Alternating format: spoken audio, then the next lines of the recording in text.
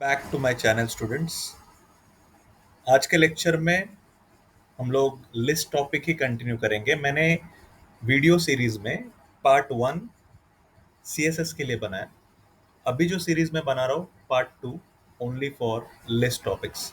List में ordered list first video है, part 2 में अनऑर्डर्ड लिस्ट सेकेंड वीडियो है, and this is third video जो मैं डेफिनेशन लिस्ट के बारे में बना रहा हूँ। So let us go with the practical part. Okay, definition list क्या है कि बहुत बार हमें कंटेंट्स को डिफाइन करना होता है पेजेस पे with their explanations. So suppose मैं आपको फॉर एग्जांपल बताऊं कि कोई टर्म है आपके पास, जैसे कि मैं बोल रहा हूँ सॉफ्टवेयर। सॉफ्टवेयर एक टर्म है, बट उसको डिफाइन भी करना पड़ेगा कि सॉफ्टवेयर होता क्या है। तो जब आप टर्म्स एंड डेफिनेशंस को प्लेस करते हो विद अ प्रॉपर स्ट्रक्चर, तो यहाँ पे डेफिनेशन लिस्ट की प्रोग्रामिंग हेल्प करती है हमें कोडिंग करते वक्त। तो मैं यहाँ पे आपको बेसिक डेफिनेशन टैग के साथ, डेफिनेशन लिस्ट टैग के साथ how to create that terms and their definitions वो देखेंगे। So let us start with the coding. As usual, we are having doc type HTML at the beginning. Next is HTML, then head।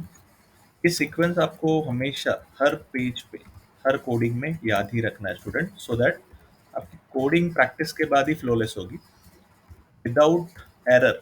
First execution में program run करने के लिए practice आपको बहुत mandatory है। Even theoretically भी एक programme per day आपको लिख के देखना पड़ेगा। राइटिंग में बैक स्पेस नहीं होता, तो राइटिंग में आप गलती करोगे तो यस जरूर आपको वहाँ पे ज़्यादा सीखने मिलेगा। टाइपिंग में क्या होता है, बैक स्पेस होता है कंप्यूटर्स में, तो हम लोग एरर्स को रिमूव कर देते हैं, बट ज़्यादा समय तक याद नहीं रख पाते। सो रीज़न क्या है कि आप लोग राइटिंग में भी प्रैक्टिस रखो कोडिंग की, सो दैट आपका प्रोग्रामिंग परफेक्ट हो जाए। Okay, now body tag. Heading लेंगे। हेडिंग में मैं लिख रहा हूँ this is about definition list. Okay, definition list में हम लोग दो टर्म्स लेंगे। मैं फिलहाल आपको टर्म एंड डेफिनेशन एक्सप्लेन कर देता हूँ, बट पहले हेडिंग कंप्लीट कर लेते हैं लार्जेस्ट लेवल। डीएल टैग आपको इंट्रोड्यूस करना है डेफिनेशन लिस्ट में। बिगिनिंग होगी डीएल से। अभी डीएल के अंदर सपोज मैं पहला एक टर्म ले रहा हूँ, तो टर्म के लिए डीटी टैग है जो कि उसके अंदर ही प्रेजेंट होता है। डीएल के अंदर डीटी प्रेजेंट होता है। अभी सपोज फर्स्ट टर्म मैं डिफाइन करना चाहता हूँ आईटी। कि आईटी टर्म मुझे क्या करना है, डिफाइन करना है, तो इसे मैं टर्म बोल रहा हूँ। अभी इसी का डेफिनेशन मैं नीचे लिखूंगा डीडी के साथ। सो हर डेटा टर्म की खुद की एक डेफिनेशन होती है। तो D is data term, D is data definition. तो इस आईटी को डिफाइन करेंगे हम लोग यहाँ पे। IT is creation, gathering and processing information.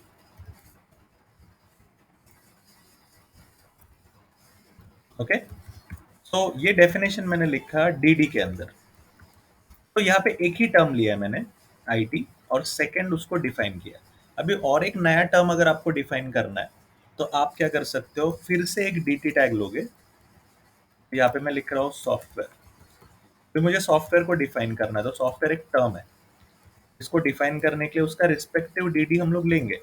तो सॉफ्टवेयर को मैं डिफाइन कर रहा हूँ, software is program that instructs computer hardware do task. Easiest definition. Okay, so यहाँ पे दो टर्म्स में डिफाइन कर रहा हूँ। एक था आईटी जो कि डीटी के अंदर लिखा। देखो, टर्म को आपको डीटी के अंदर ही लिखना है, और उस टर्म की जो रिस्पेक्टिव डेफिनेशन है वो डीडी में लिखोगे। जैसे मैंने सेकंड टर्म लिया सॉफ्टवेयर, उसको भी मैंने डीटी में ही लिखा, और डीडी में उसको क्या किया, डिफाइन किया। डीएल आपको स्टार्टिंग में ही डिक्लेयर करना है। डीएल के अंदर ये दो टैग्स होते हैं, डीडी एंड डीटी। जैसे आपके टर्म्स डिफाइन हो जाएंगे, फिलहाल के लिए मैं दो ही टर्म्स डिफाइन कर रहा हूँ, तो मैं क्या क्लोज करूंगा, डीएल।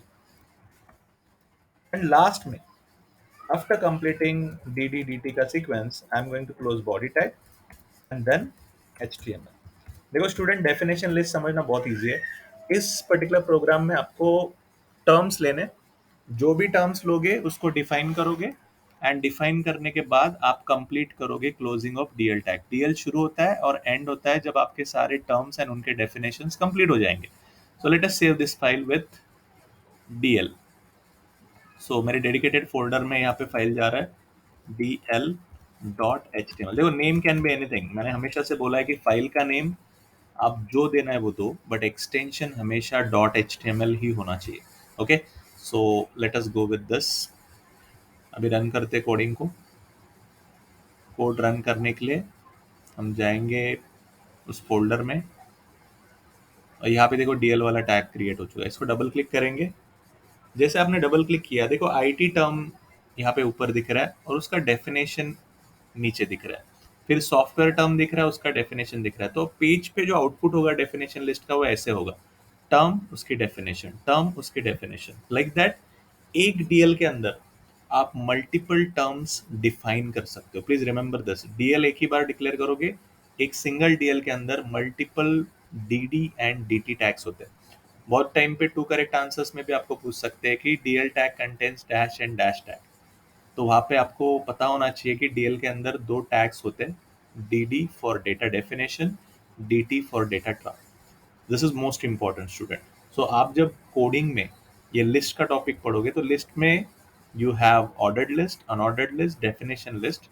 इसके बाद जो नेक्स्ट वीडियो है, जो मैं नेक्स्ट वीडियो बनाऊंगा, उसमें मैं आपको नेस्टेड लिस्ट का कॉन्सेप्ट बताऊंगा। What is nested list? Nested list में भी हमारे पास single level and multi level है। तो सिंगल लेवल मल्टी लेवल दोनों के कोडिंग्स मैं आपको एक्सप्लेन कर दूंगा इन अपकमिंग लेक्चर। बट ये लेक्चर में आपको डेफिनेशन लिस्ट का कॉन्सेप्ट समझा होगा आई होप। और कुछ भी आपके डाउट्स है, कुछ भी सजेशंस है तो कमेंट करना, I will reply your comments. And आपको जितना कोडिंग से रिलेटेड नॉलेज मैं देना चाहता हूँ वो सारी चीज़ें आपको बोर्ड में भी हेल्प करेंगी।